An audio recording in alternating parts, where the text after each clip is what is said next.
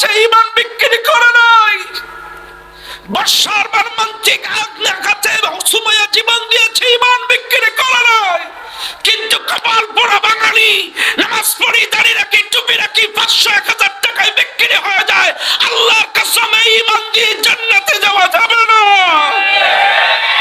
জান্নাতে যদি যেতে চান ঈমান বিক্রি করা যাবে না। জীবন দেব, শহীদ হব, কিন্তু ঈমান বিক্রি করব না। মনে থাকবে? মনে থাকবে? ঈমান বিক্রি করবেন না। কার কাছে বিক্রি করবেন? জমিন আল্লাহর, আসমান আল্লাহর, আপনাকে সৃষ্টি করলো আল্লাহ, অক্সিজেন দেয় আল্লাহ, সব আল্লাহর। আপনি কার কাছে বিক্রি করবেন? হ্যাঁ, আজান হচ্ছে ভাই,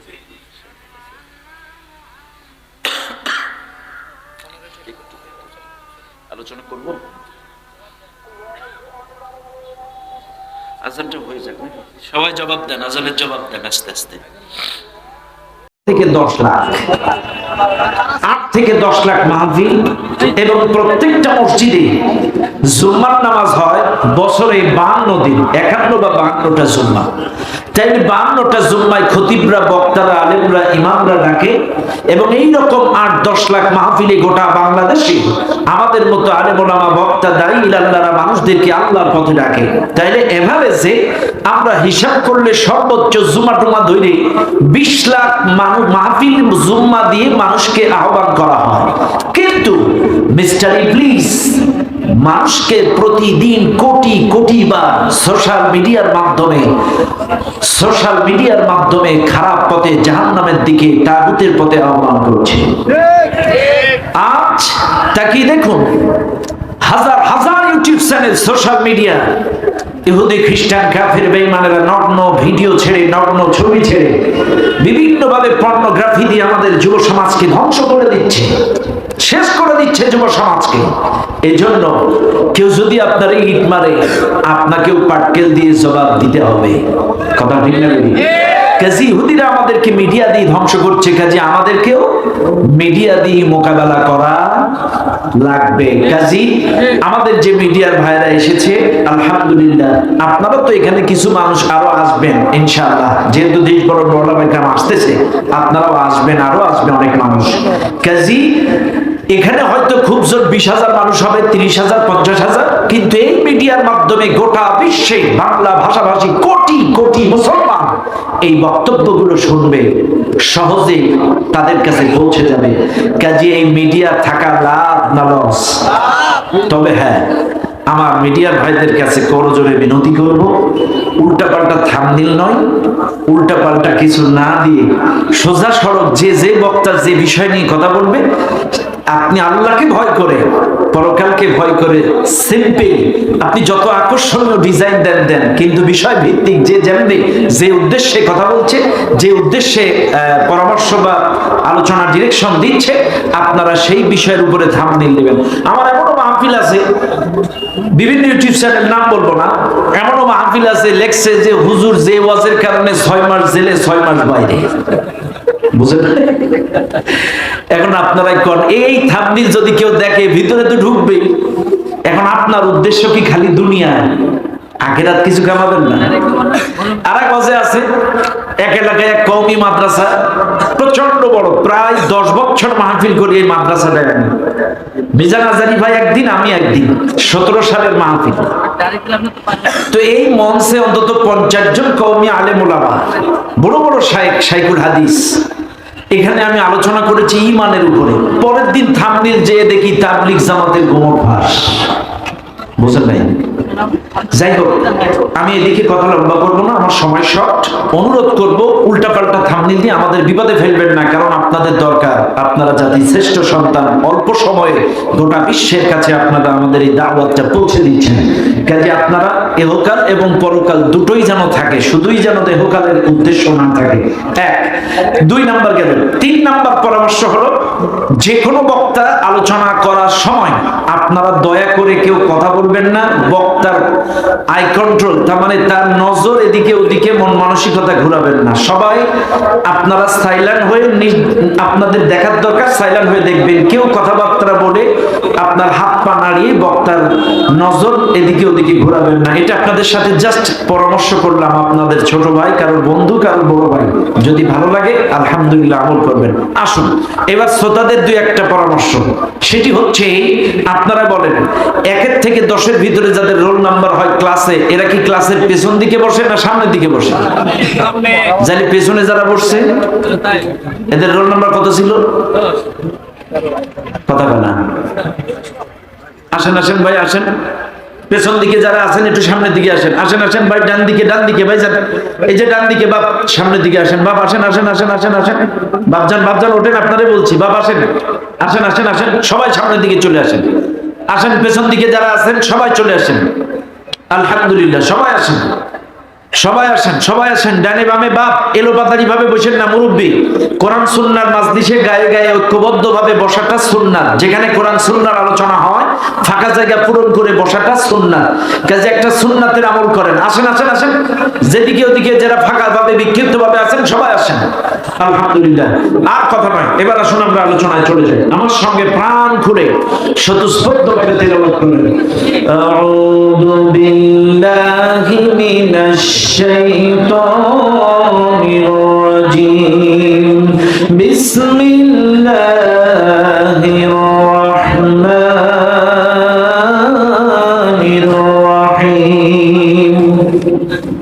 وقضى ربك ألا تعبدوا إلا إياه وبالوالدين إحسانا إما يبلغن عندك الكبر أحدهما أو كلاهما فلا تقل لهما أف ولا تنهرهما وقل لهما قولا كريما। صدق الله العظيم। সূরাটির নাম সূরাতুল বানী ইসরাঈল। সূরাটি নাযিল হয়েছে মক্কায়। সূরাটির মোট আয়াত সংখ্যা 111। সূরাটির রুকু সংখ্যা 12। এই সূরাটির 23 নম্বর আয়াত আমি আপনাদের সামনে তেলাওয়াত করেছি। এই আয়াতের মধ্যে আল্লাহ সুবহানাহু ওয়া তাআলা বলেন, وَقَضَى رَبُّكَ أَلَّا تَعْبُدُوا إِلَّا إِيَّاهُ। তোমার রবের আদেশ তার গোলামি করো, আর কারো নয়। وَبِالْوَالِدَيْنِ إِحْسَانًا, এবং তোমার পিতামাতার সঙ্গে সদাচরণ করো। إِمَّا يَبْلُغَنَّ عِندَكَ الْكِبَرَ أَحَدُهُمَا أَوْ كِلَاهُمَا فَلَا تَقُل لَّهُمَا أُفٍّ وَلَا تَنْهَرْهُمَا وَقُل لَّهُمَا قَوْلًا كَرِيمًا। তোমার পিতা এবং মাতা একজন অথবা উভয়, আহাদুহুমা আও কিলাহুমা, একজন অথবা উভয়, দুইজন, আপনার জীবদ্দশায় যদি বার্ধক্যে উপনীত হয়, খবরদার বিরক্তিবোধ করে উফ শব্দ পর্যন্ত করবেন না। ওয়ালা তানহারহুমা, ধমক দিবেন না। ফাকুল লাহুমা কাওলান কারীমা, সম্মান সূচক কথা বলবেন। শাব্দিক অর্থ আপনাদেরকে আমি শোনালাম। এবার আসেন বিস্তারিত আলোচনায় চলে যাই। মনে রাখবেন, আল্লাহ সুবহানাহু ওয়া তাআলা বলেন, ওয়া ক্বাদা রাব্বুকা, আল্লাহ আদেশ দিচ্ছেন, নির্দেশ দিচ্ছেন। ক্বাদা ইয়াকদি, ফয়সালা, রায়, ডিসিশন। আল্লাহ কি বলছেন? আদেশ দিচ্ছেন, নির্দেশ দিচ্ছেন। কি নির্দেশ? আল্লাহ তা'বুদু ইল্লা ইয়্যা, আমার গোলামি করো, আর কারো নয়। কথাটা কার? সবাই বলেন কার? এখন আসেন, আল্লাহ তা'বুদু ইল্লা ইয়্যা, তার গোলামি করো, আর কারো নয়। এখন আসেন, গোলামি আমরা করব কেন? কেন করব তার গোলামি? আমরা কি তার গোলামি করার জন্য বাধ্য? কেন গোলামি করব? শোনেন, কেন গোলামি করবেন তার কারণ শোনেন। আল্লাহ সুবহানাহু ওয়া তাআলা বলেন, ইয়া আইয়ুহান নাস উবুদু রাব্বাকুম। এক নাম্বার আমি তোমাদের প্রতিপালক, আমি তোমাদের রব, এই জন্য তোমরা আমার গোলামি করবা। কারণ মনে রাখবেন দুনিয়ার মানুষ, তিনি আমাদের প্রতিপালক, এই জন্য তার গোলামি করা লাগবে, এতে কোনো সন্দেহ নাই। বলেন তো আমাদের প্রতিপালক যিনি, তিনি কে? আরো জোরে বলেন কে? তাহলে আল্লাহ বলছেন, এক নাম্বার, আমি তোমাদের রব, আমি তোমাদের প্রতিপালক। রব ছাড়া তোমরা কোথাও এক বিন্দু আগাইতে পারো নাই। দেখেন না, রূহের জগতে ছিল, আল্লাহ বলেছিল আলাস্তু বিরাব্বিকুম, আমি কি তোমাদের রব না? সেদিন কিন্তু প্রশ্ন করেছিল, আমরা সবাই এক বাক্যে স্বীকারোক্তিমূলক জবানবন্দি দিয়েছিলাম, হ্যাঁ তুমি আমাদের রব।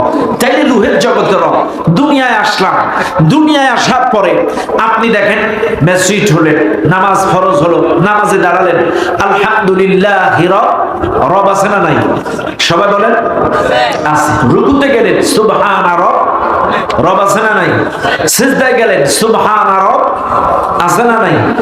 আচ্ছা, এরপরে আপনি এই দুনিয়ার সব জায়গায় পরতে মহনায় স্টেশনে সব জায়গায় রবের অনুগ্রহ ছাড়া একটা সেকেন্ড চলার ক্ষমতায় পৃথিবীর কারো নাই। এই পৃথিবীর মায়া ত্যাগ করে দুনিয়া থেকে চলে যান, কবরে যান, কবরে যাওয়ার পরেও সেখানে আপনার প্রশ্ন হবে, তোমার রব? কথা কয় না, জিজ্ঞাসা করা হবে না?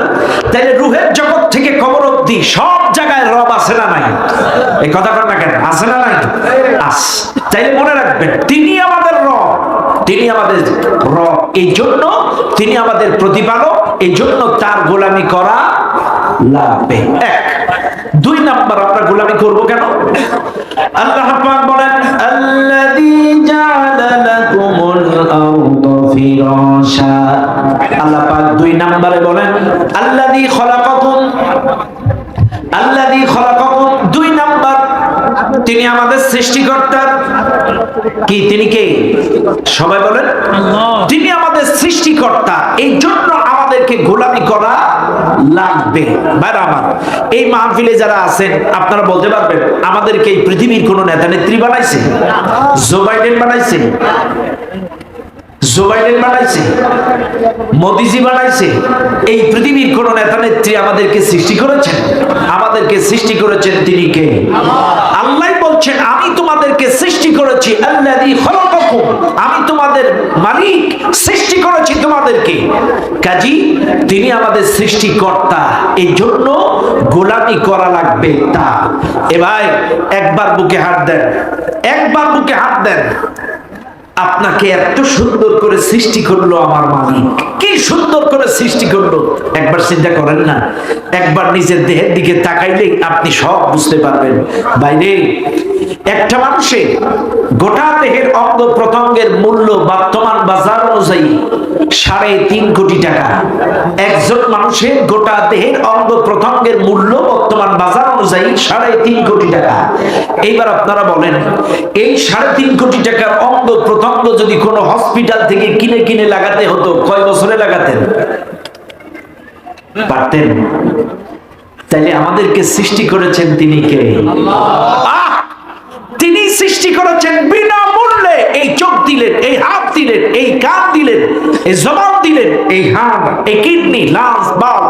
আশ্চর্য হয়ে যাবেন, আল্লাহ কি দেয় নাই আপনাকে? দেখেন না বাইরে এই যে সুন্দর বাতাস, অক্সিজেন আপনারা খাইতেছেন, কখনো কি চিন্তা করছেন? কখনো চিন্তা করছেন? একবার চিন্তা করে দেখেন তো। এই যে কয়েকদিন আগে আমাদের দেশে করোনা ভাইরাস চলে গেল। করোনা ভাইরাসের নরমাল একটা হসপিটালে কোন করোনার রোগী যদি ভর্তি করে একদিন যদি 24 ঘন্টা তাকে অক্সিজেন দেওয়া হয়, 24 ঘন্টা যদি একটা রোগীকে অক্সিজেন দেওয়া হয়, তার বিল হয় 200 টাকা করে। হিসাব করলে 24 ঘন্টায় 4800 টাকা। কয় টাকা? একদিনের বিল 4800 টাকা। এটা তো নরমাল হসপিটালের কথা বললাম। আপনি যদি ঢাকা স্কয়ারে যান, ঢাকা ইউনাইটেডে যান, তখন আরো বিল বেড়ে যাবে হসপিটাল অনুযায়ী। নরমাল হসপিটালের একদিনের অক্সিজেনের বিল 4800 টাকা। বাইরে এইবার আপনারা বুকে হাত দেন, একদিনের অক্সিজেন যদি 4800 টাকা হয়, আপনাদের কারোর বয়স 50, কারোর বয়স 80, এই 80 বছরে কত টাকার অক্সিজেন খাইছেন? সুবহানাল্লাহ বলবেন না? একটু জোরে বলবেন না সুবহানাল্লাহ? ওরে মানুষ, একবার বুকে হাত দিয়ে প্রশ্ন করো, আমার তোমার দিনের মধ্যে 3-4 বার বিদ্যুৎ আয় আর যায়, আয় আর যায়। মাস পড়ার আগেই বিদ্যুতের কাগজ বাড়ি চলে আসে, বিল দাও নাইলে লাইন কাটা। 50টা বছর অক্সিজেন খাচ্ছেন, কতদিন কি কোনদিন কি ফেরেশতারা বিলের কাগজ আনছে? অক্সিজেনের বিল দাও নাইলে অক্সিজেন কাটা। কেন গোলামি করবেন না? কেন গোলামি করবেন না? কোনদিন তো তিনি অক্সিজেনের বিল চান নাই। বাইরে একবার চিন্তা করেন, যাদের কিডনির ট্রাবল আছে, কিডনির সমস্যা আছে, আমাদের দেশে অনেকের কিডনির সমস্যা আছে, ডায়াবেটিক্সের রোগী যারা, বিশেষ করে দেখবেন এদের কিডনি ড্যামেজ হয়ে যায়।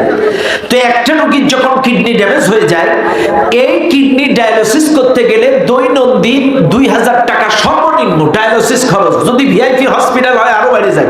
নর্মাল হসপিটালেও যদি ডায়ালিসিস করেন 2000 টাকা দৈনন্দিন। চাইলে একটা যার কিডনি ড্যামেজ হয়ে যায়, এই লোকটা মাসে 8 বার ডায়ালিসিস করা লাগে, 8 বার। তাইলে আমি যদি 2000 টাকা করে ধরি, কত হয়? হ্যাঁ, 16,000। তাইলে সর্বনিম্ন 16,000 টাকা আপনার ডায়ালিসিস খরচ একজন কিডনির রোগী। এখন ডায়ালিসিস মানে কি? আপনার গোটা দেহের রক্তটা সচল করা, তার মানে কিডনির কাজ রক্ত চালিত রাখা, ঘুরায় দেওয়া, চালায় রাখা, রানিং রাখা। এখন আসেন, একটা অসুস্থ মানুষ মাসে 8 বার ডায়ালিসিস করলে 16,000 টাকা দিই। কিন্তু আমার আল্লাহ, ডাক্তারেরা গবেষণা করে বের করেছে, আমার মহান মালিক একটা সুস্থ মানুষের দেহে দৈনন্দিন 3 বার ডায়ালিসিস করে, 3 বার। তাইলে দৈনন্দিন যদি 3 বার ডায়ালিসিস করে, মাসে হয় কত? 3-3-এ 90 দিন। এইবার যদি আপনি 8 বার ডায়ালিসিস করলে যদি 16,000 হয়, তাহলে 90 বার আল্লাহ বিনা মূল্যে সুস্থ মানুষকে মাসে ডায়ালিসিস করলো। তাহলে 90 বার ডায়ালিসিস করলে এর খরচ হয় 1,80,000 টাকা। চিন্তা করেন, বুকে হাত দিই, এক মাসে যদি ডায়ালিসিস খরচ 1,80,000 হয়, আপনার বয়স কত? কতবার আল্লাহ ডায়ালিসিস করেছে, একটা টাকাও তো মালিক দেয় নাই। কেন গোলামি করবেন না? কেন গোলামি করবেন না? কারণ তিনি সৃষ্টিকর্তা, আমাদেরকে সৃষ্টি করেছেন এত সুন্দর করে, একটাও চার্জ নিচ্ছে না, কোনো চার্জ নিচ্ছে না। আপনাকে আমাকে অঙ্গ প্রত্যঙ্গ দিয়ে সার্ভিস চার্জ নিচ্ছে না, কিচ্ছু না, বিনা মূল্যে দিলেন। গোলামি করা লাগবে কার? ব্যাস। 3, আল্লাযী জাআলা লাকুমুল আরদা ফিরাশা। 3 নাম্বার গোলামি করার কারণ, এই জমিনটাকে আল্লাহ পাক আমার আপনার জন্য বিছানা বানায় দিয়েছেন। ও দুনিয়ার মানুষ, মনে রাখবেন, এই জমিনটাকে যদি আল্লাহ বিছানা বানায় না দিত, এত সুন্দর করে বসতেন কোন জায়গায়, ধান লাগাইতেন কোন জায়গায়, মাছ চাষ করতেন কোন জায়গায়। এই দুনিয়াটা যদি টোটাল সাগরে রূপান্তরিত হতো, পানিতে হাবুডুবু খাইতেন আ করে, আপনার স্বপ্নের বাসভবন বাড়িটা আপনি তুলতে পারতেন না। কাজী জমিনটা আল্লাহ বিছানা বানায় দিছে, এই জন্য আপনি চলতে পারেন, শুইতে পারেন, ঘুমাইতে পারেন, চাষবাস করতে পারেন। কাজী আল্লাহ জমিনটাকে বিছানা বানাইছেন অনুগ্রহ করে, এই জন্য গোলামি করা লাগবে কার? 4, ওয়াসসামাআ বিনা। 4 নাম্বার, আসমানটাকে আল্লাহ ছাদ বানায় দিছে। সুবহানাল্লাহ। আসমানটাকে কি বানায় দিছে? ছাদ বানায় দিছে। এই জন্য গোলামি করা লাগবে তার, কারণ আসমানটাকে তিনি আমাদের জন্য ছাদ বানায় দিয়েছেন। 5, ওয়ানজালা মিনাস সামাই মাআ। 5 নাম্বার, আল্লাহ আসমান থেকে বৃষ্টি বর্ষণ করেন। 6 নাম্বার, ফাখরাজা বিহি মিনাত তামারাতি রিজকান লাকুম। আল্লাহ বৃষ্টি বর্ষণ করে এই জমিন থেকে ফসলের মাধ্যমে আমার আপনার রিজিকের ব্যবস্থা করে দেন। এই জন্য গোলামি করা লাগবে আল্লাহ। একবার চিন্তা করেন, বৃষ্টি যদি না হতো, এই গাছগাছালি, বনবনালি, শস্য শ্যামলা, সবুজ গাছগাছালি থাকতো? থাকতো না। আপনি জান না, পশ্চিমা বিশ্বে এই কি বলে, সৌদি আরব, দুবাই, কাতার, এই কক্সবাজার, চট্টগ্রামে তো প্রবাসী প্রবাসী প্রবাসী। আমি তো সেই জায়গায় যাই, বাহরাইনে যাই, দুবাইয়ে যাই, সৌদিতে যাই, যেখানেই যাই না কেন, সব জায়গায় চট্টগ্রাম কক্সবাজার, চট্টগ্রাম কক্সবাজার। আমি দোয়া করি, আল্লাহ আর কিছুদিন হলে সৌদি আরব আমাদের দখল। সুবহানাল্লাহ বলবেন না? যেখানেই যাই চট্টগ্রাম ছিলেন, চট্টগ্রাম ছিলেন। আল্লাহু আকবার। এত চট্টগ্রাম আর কক্সবাজার, একটা ঘড়ি কিনতে গেছি, এইটাও লোকটা রামুল্য। ঘড়িটা কিনছিলাম এই সেপ্টেম্বরে। এই ঘড়ির একটা বিশেষ গুণ আছে। এই ঘড়িটার একটা বিশেষ গুণ কি, এটা আপনি পৃথিবীর যে কোনো দেশে যান, যে কোনো সিটিতে যান, আপনাকে নামাজের ওয়াক্ত বলে দেবে। কি বলে দেবে? নামাজের ওয়াক্ত বলে দেবে। আপনি যে দেশে যান, যে সিটিতে যান, এক এক দেশে তো এক একটা রাজ্য থাকে, ভারতে 28টা রাজ্য। আমাদের দেশে বিভাগ কয়টা? 7টা বিভাগ। এই 7টা বিভাগের 7 রকম ওয়াক্ত বলে দেবে। আমি যখন কালকে রওনা দিয়েছি সাতক্ষীরা থেকে, তখন আমার খুলনা বিভাগ ছিল। যখন চট্টগ্রামে ঢুকেছি তখন আমি চট্টগ্রামটা রানিং করেছি। এখন আমার এখানে আপনার জোহর শেষ আসরের ওয়াক্ত বলে দেবে, আসর শেষ মাগরিবের ওয়াক্ত বলে দেবে, মাগরিব শেষ এশার ওয়াক্ত বলে দেবে, এশা শেষ ফজরের ওয়াক্ত বলে দেবে। এই ঘড়িটার টাইম বলে দেবে। তো এই ঘড়িটা কিনলাম সাফা টাওয়ার থেকে। সেই জায়গায় যেই দেখি রামুল্য, কক্সবাজার, মেড ইন কক্সবাজার। কোন জায়গা? ঘড়িটা চায়না, ঘড়িটা মেড ইন চায়না, কিন্তু যে লোকটা বিক্রি করছে মেড ইন কক্সবাজার। কোন জায়গা? কাজে আলহামদুলিল্লাহ, আল্লাহ কক্সবাজার চট্টগ্রামের মানুষগুলোকে কবুল করুন। সৌদি, দুবাই, কাতার সহ গোটা বিশ্বে যত চট্টগ্রাম কক্সবাজারের প্রবাসী ভাইরা আছে, আল্লাহ প্রত্যেকটা প্রবাসী ভাইদের কাগজপত্র, পাসপোর্ট, আকামা, সমস্যা থাকলে সব সমস্যা সমাধান করে দেন, তাদের নিরাপত্তা দান করেন, হালাল কামাইতে বরকত দান করেন। বলেন আমিন। আরো জোরে বলেন আমিন।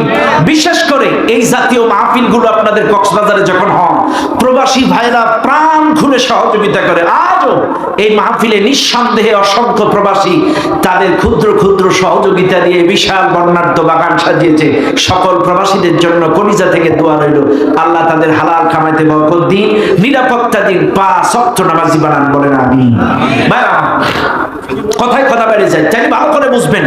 আল্লাহ পাক, ও আমি যে কথাটা তুললাম কেন, কারণ সৌদিতে, দুবাইয়ে, কাতারে এই এলাকাগুলোতে বৃষ্টির সংখ্যা কম, যার কারণে যেদিকে তাকান মরুভূমি, মরুভূমি, মরুভূমি, যেদিকে তাকান মরুভূমি, মরুভূমি, মরুভূমি।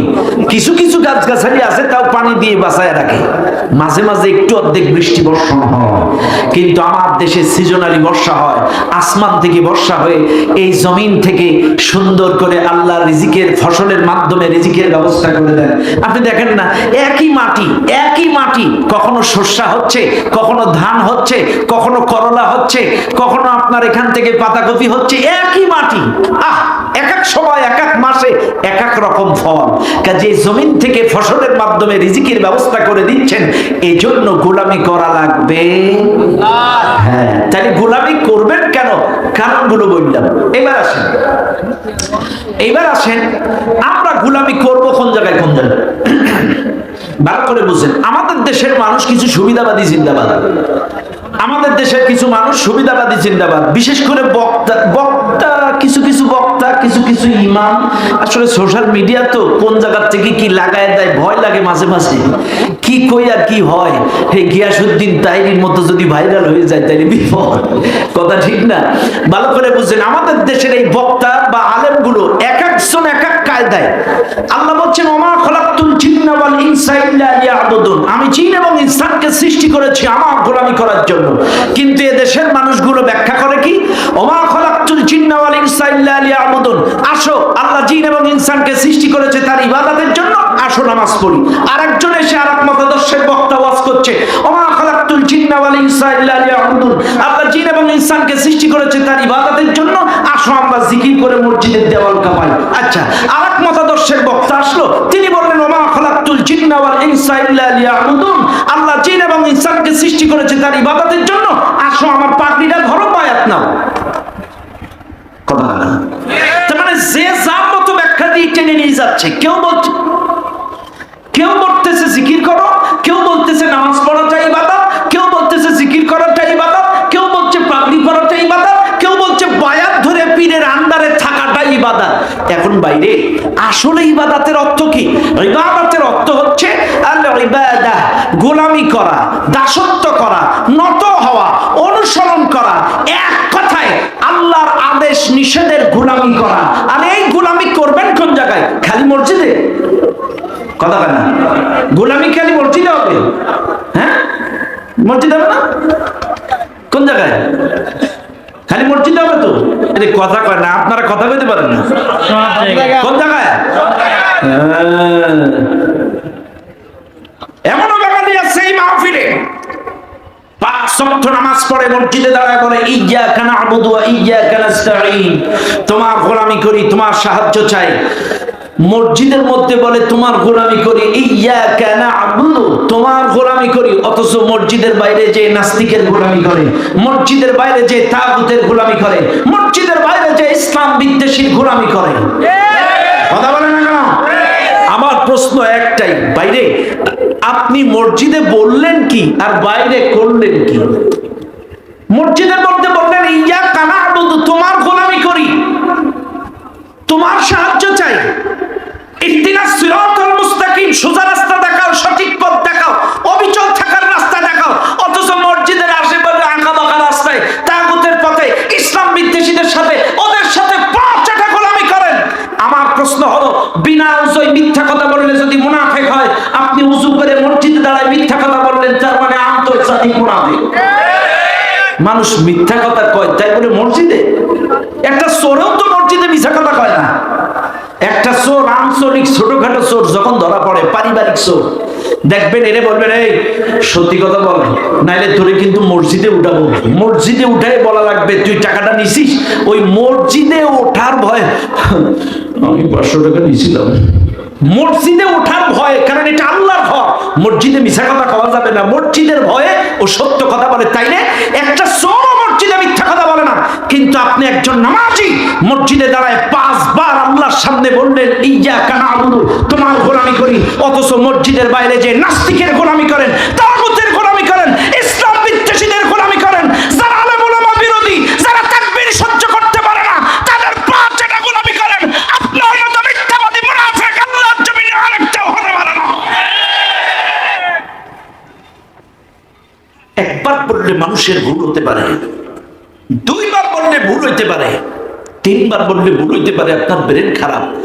কিন্তু যেই লোকটা 5 ওয়াক্ত নামাজে 48 বার বলে তোমার গোলামি করি, এই লোকটা বাইরে যে তাগুতের গোলামি করে কি করে? কথা কান কেমনে করে? কেমনে তাগুতের গোলামি করে? আশ্চর্য হয়ে যান। 5 ওয়াক্ত নামাজ পড়ে, অথচ 500 টাকায় বিক্রি হয়ে যায়, 1000 টাকায় বিক্রি হয়ে যায়। বাইরে আমি দলাদলি বুঝি না। এই জায়গায় আপনাদের কানি না কি বলে জমির দাম? শতাংশ না কানি? কানি, কানি, গন্ডা, 1 গন্ডা।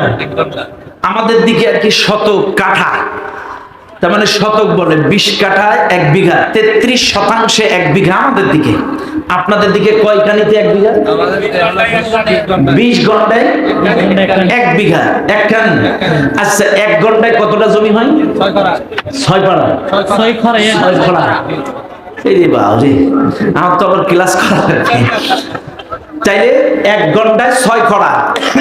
1 ঘন্টা জমির দাম এই মাঠে কত? 1 ঘন্টা জমির দাম এখানে 1 লক্ষ টাকা হবে। 1 লক্ষ টাকা। এখান থেকে যদি পেকুয়া বাজারে যায় 1 ঘন্টার দাম কত? 10 লাখ। এখান থেকে কক্সবাজার শহরে যদি যাই, আচ্ছা বাদ দিলাম, চট্টগ্রাম শহরে যদি যাই, আচ্ছা রাজধানী ঢাকায় যদি যাই, বুঝেন? কিন্তু বোঝানোর জন্য বলছি, আমি অনর্থক কোনো কথা বলি না। এখানে 1 লাখ, ওখানে 10 লাখ, এখানে 20 লাখ, ওখানে 50। রাজধানী ঢাকায় তাও জমি নাই, ফ্ল্যাটের পরে ফ্ল্যাট, বিল্ডিং এর পর বিল্ডিং কিনতে হয়। এখন আসেন, এই সামান্য দুনিয়ার জিন্দেগিতে 1 ঘন্টা 1 কাঠা জমির দাম যদি 50 লাখ, 1.5 কোটি 2 কোটি টাকা হয়, ও নামাজিরা, যে ইমানটা তোমরা 500 টাকায় 1000 টাকায় বিক্রি করে দিলে, এই ইমান দিয়ে জান্নাতের অত দামি জমি কিভাবে কিনবেন? কথা না, জান্নাতের জমিটা যে আপনি কিনবেন, সামান্য রাজধানী গুলশান, তারপরে ধানমন্ডির জমি যদি 2 কোটি 3 কোটি টাকা হয়, তাহলে জান্নাতের জমির দাম কত? তাইলে যে ইমান 500 টাকায় বিক্রি হয়, যে ইমান 1000 টাকায় বিক্রি হয়, যে ইমান 1 কাপ লাল চাই বিক্রি হয়, এই ইমান দিয়ে ওই দামি জমি? অতটা সহজ না। বাইরে রাগ করেন না, বোঝানোর জন্য বলছি।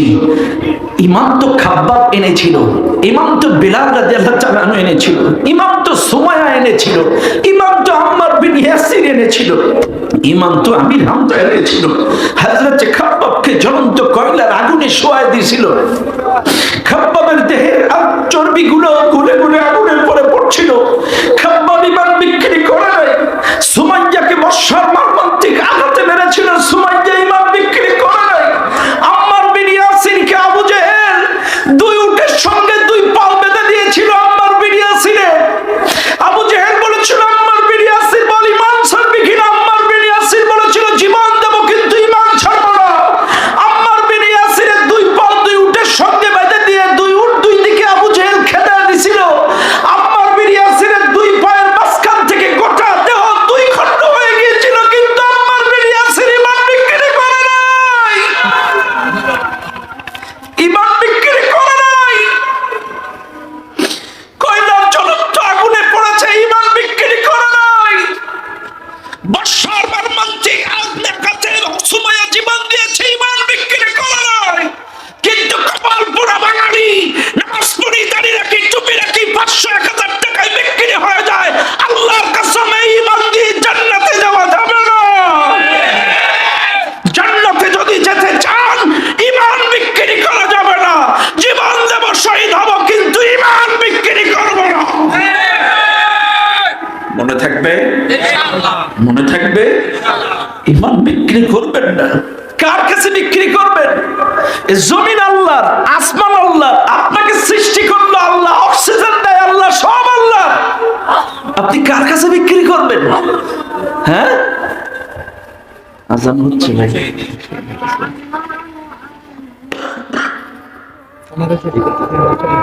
আলোচনা করবো, আজানটা হয়ে যাক নাকি? সবাই জবাব দেন, আজানের জবাব দেন আস্তে আস্তে।